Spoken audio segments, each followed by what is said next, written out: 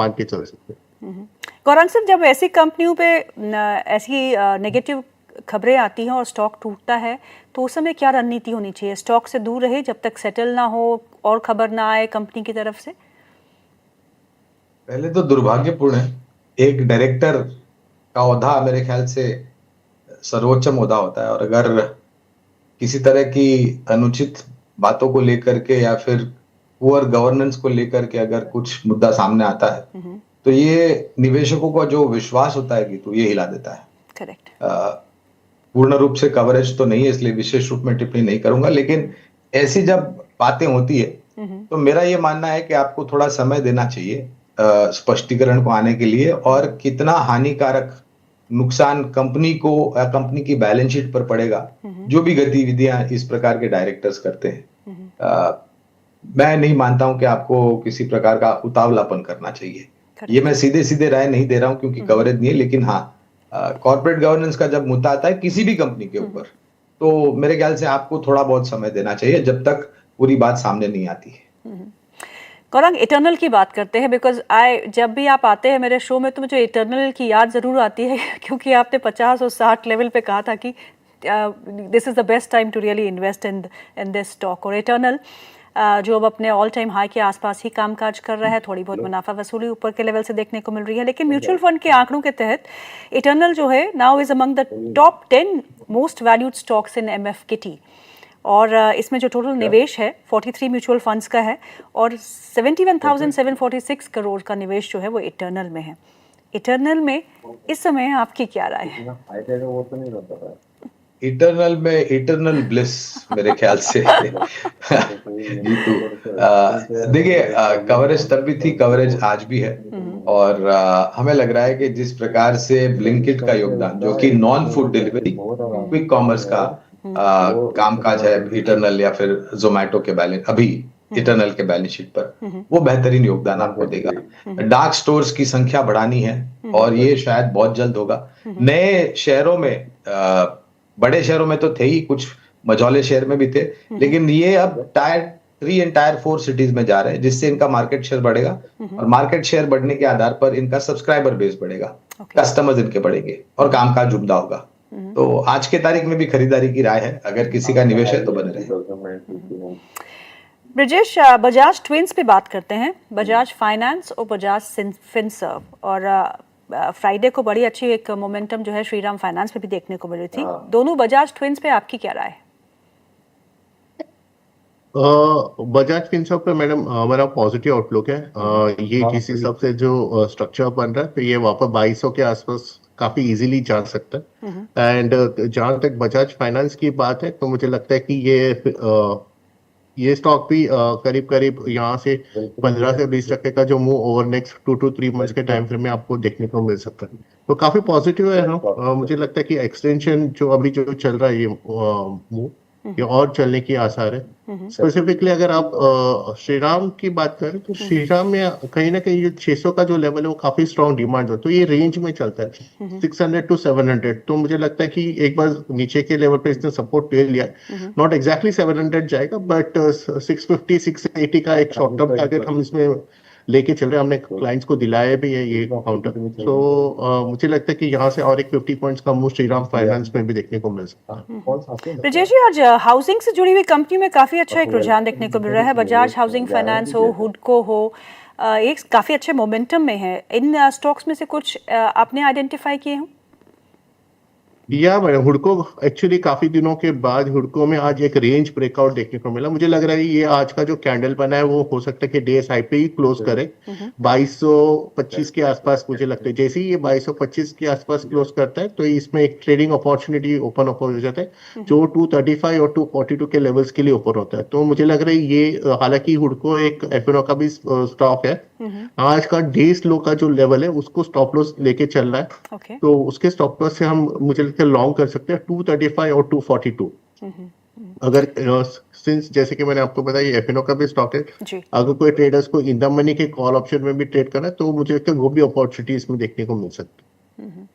Gaurang sir, अब IT space में क्या करना चाहिए, क्योंकि एक मोमेंटम तो देखा, उसके बाद थोड़ा फिजल आउट हुआ, इन्फोसिस का बाय बैक, टीसीएस की खबरें की बाय बैक अनाउंसमेंट कर सकता है, इस बीच एक रब ऑफ तो देखने को मिला था और फेड की बैठक भी है, करना क्या है?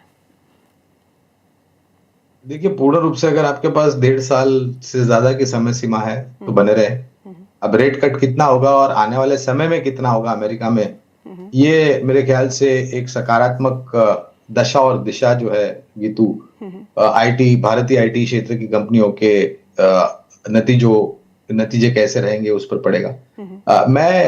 हमने ये 1.5 साल या उससे ज्यादा की समय सीमा इसलिए अनिवार्य रख रहे हैं क्योंकि शायद जो प्रदर्शन पहली तिमाही में नतीजों को लेकर के आईटी क्षेत्र में नकारात्मक था, उसका जो थोड़ा बहुत नकारात्मक प्रतिबिंब जो है वो शायद दूसरी तिमाही में पड़ सकता है और कुछ कंपनियों में शायद तीसरी तिमाही में भी, लेकिन उसके पश्चात सुधार होने की हमें पूर्ण रूप से उम्मीद है। मुझे याद है काफी लोगों ने मरणोपरांत लेख लिख दिया था आईटी क्षेत्र की कंपनियों के ऊपर 2 अप्रैल के पश्चात जब राष्ट्रपति ट्रंप ने टैरिफ की घोषणा की थी, लेकिन आज आप देखिए क्या परिस्थिति है। तो मुझे नहीं लग रहा है कि आपको नजरअंदाज आईटी क्षेत्र को करना चाहिए। हमारी खरीदारी की राय कुछ दिग्गज, कुछ मझौली और कुछ छोटी आईटी क्षेत्र कंपनियों पर भी है। तो आप नाम भी बता दीजिए। मैं ज्यादा तो गुमराह नहीं करना चाहूंगा, आपके दर्शकों को कंफ्यूज नहीं करना चाहूंगा। तो 2 दिग्गज, 2 मझौली और 2 छोटी कंपनियां हैं। तो टीसीएस और एचसीएल टेक, ये लार्ज कैप दिग्गज कंपनियां। मझौली कंपनियों में कोफोर्ज और एलएनटी टेक्नोलॉजीज या एलएनटी माइंडट्री ले लीजिए आप। छोटी कंपनियों में साइंस लिमिटेड और केपीआईटी टेक।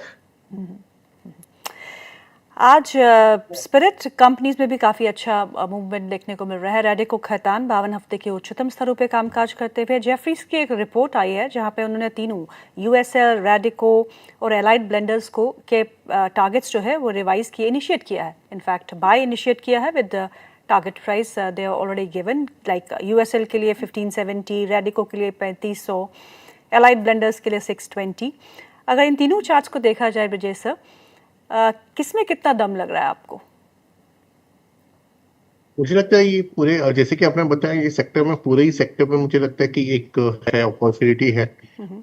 इसमें होगा, हालांकि इसमें जो सेटअप जो बन है वो फ्रेश सेटअप्स नहीं है।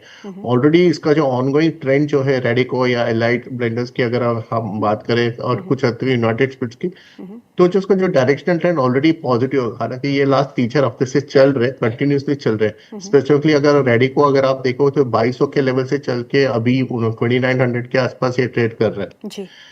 ये कंटिन्यूएशन ऑफ द ट्रेंड होगा। तो मुझे लगता है जिनके भी पोजीशंस उसको राइड करें और ये जो मंथली एक्सपायरी है तो मुझे लगता है तब तक ये इसमें ये सेक्टर फिलहाल मुझे लगता है कंटिन्यूएशन रहेगा और ये मुझे लगता है पॉजिटिव रहने के चांसेस ज्यादा है। फ्रेश बाइंग नहीं कर सकते, बट जो इनके पोजीशंस को उसको होल्ड करें। ब्रजेश जी, डिफेंस स्टॉक्स में भी काफ़ी अच्छा एक रुझान देखने को मिल रहा है। आप एचएएल को देखिए, आप मज़गांव डॉक को देखिए, बीडीएल को देखिएगा, बीईएल, बीईएमएल, सब में एक अच्छा मोमेंटम हमको देखने को मिल रहा है। थोड़ी बहुत मुनाफा वसूली आज अक्रॉस डिफेंस स्पेस देखने को मिल रही है। कोई ऐसे स्टॉक्स जो आपने आइडेंटिफाई किए हैं जो आपको अच्छे लग रहे हों? डेफिनेटली मैम, हम 2 स्टॉक्स को बोल रहे हैं कि रिकमेंडेशन दे रहे हैं। एक तो कोचिन पे हम बात कर रहे हैं, कोचिन शिपयार्ड पे। हालांकि फ्राइडे को एक बड़ा मूव आया था और आज भी एक पॉजिटिव सेंटीमेंट में ट्रेड कर रहा है। तो कोचिन अगर 1750 के आसपास अगर करेक्शन कर जाता है तो मुझे लगता है इसमें हम री एंटर कर सकते हैं और डायरेक्शन 2 या 3 महीने के नजर से उसको 2200-2250 के लिए हम कोचिन पे बात कर सकते हैं। दूसरा एक जो स्टॉक है जहाँ पे मुझे लग रहा है बेस बन रहा है, यहाँ पे ऑलमोस्ट एक काफी स्ट्रॉन्ग डिमांड के पास आ चुका है, वो है बीडीएल।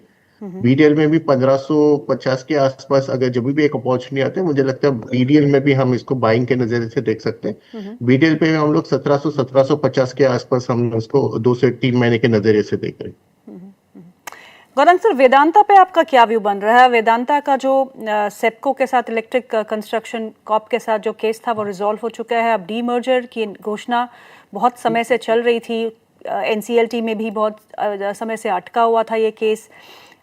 इस समय अब because the air is clearing on this stock now, तो करना क्या चाहिए वेदांता में? देखिए, धातु क्षेत्र की कंपनी पहले हुआ करती थी, अब एक डाइवर्सिफाइड नेचुरल रिसोर्स वेदांता बन गई है। अगर आपका लंबी अवधि का नजरिया है तो हमारी खरीदारी की राय है गीतू।